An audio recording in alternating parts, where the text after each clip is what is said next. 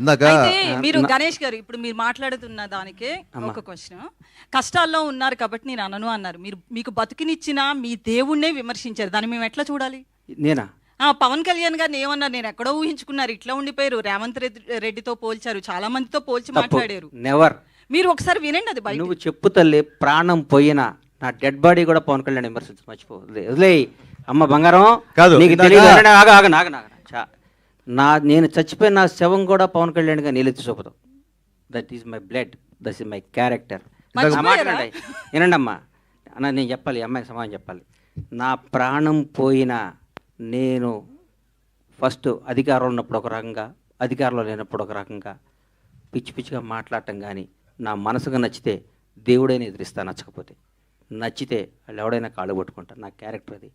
చంద్రబాబు నాయుడు గారిని భారతదేశం మొత్తం ఆయన దగ్గరికి వెళ్ళాలంటే భయపడ్డ క్షణంలో, వణుకుతున్న క్షణంలో, వణుకుతున్నారు. ఆయనతో లబ్ధి పొందినాడు కూడా వణుకుతున్న క్షణంలో చంద్రబాబు గారికి మద్దతుగా నిలిచిన మొదటి సినిమా రంగం నుంచి మొదటి వ్యక్తిని నేను.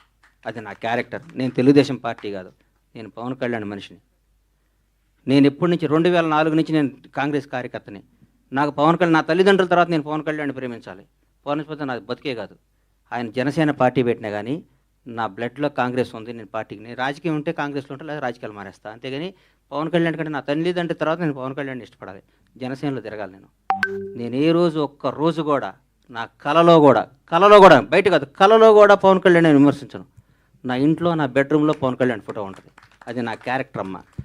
రేవంత్ రెడ్డి పొగిడి ఉండొచ్చు, ఎవరు నేను పొగిడొచ్చు. పవన్ కళ్యాణ్ గారిని తక్కువ చేసి రేవంత్ రెడ్డిని పొగిడారు. అది నువ్వు అనుకుంటే అది నీ కర్మ అమ్మా. నువ్వు పొగిడేటట్టు చూపించమ్మా. నువ్వేదంటే ఇప్పుడు చూపి పంపించద్దు. ఇప్పుడు చెప్పాలి నాకు 10-half an hour ఉంటాను తెప్పి అమ్మా.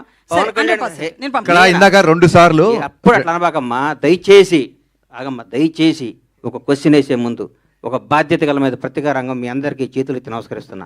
1-2 సార్లు క్వశ్చన్ చేసుకొని ఏదో అడగాలి, ఏదో మీరు క్రేజ్ తెచ్చుకోవాలి, ఏదో ఏనమ్మా ఏదో మీరు క్రేజ్ తెచ్చుకొని అడగ. భగవంతుడి మీద సాక్షిగా నేను పవన్ కళ్యాణ్ గారిని అనలేదమ్మా బంగారం, అనలేదమ్మా. ప్లీజ్ తప్పమ్మా, అనబాకమ్మా, నన్ను అనబాకమ్మా. నేను పవన్ కళ్యాణ్ గారి భక్తుడినమ్మా, దయచేసి ఆ మాట అనబాకమ్మా ప్లీజ్. నేను అనలేదమ్మా, అనలేదు, అనను కూడా తల్లి. ప్లీజ్ ప్లీజ్ ఒక్క నిమిషం. అన్వర్ గారు, ఇందాక ఏమైందంటే 2 సార్లు గ్రేటానందమూర్తి గారు మైక్ తీసుకున్నప్పుడు 2 సార్లు ఎవరో ఓవర్లాప్ చేశారు. గబుక్కును మళ్ళీ ఆయన మేము ఇగ్నోర్ చేసాం అనుకుంటాడు. ఆయనకు మైక్ ఇవ్వండి, ఆయన ఏదో అడగాలను.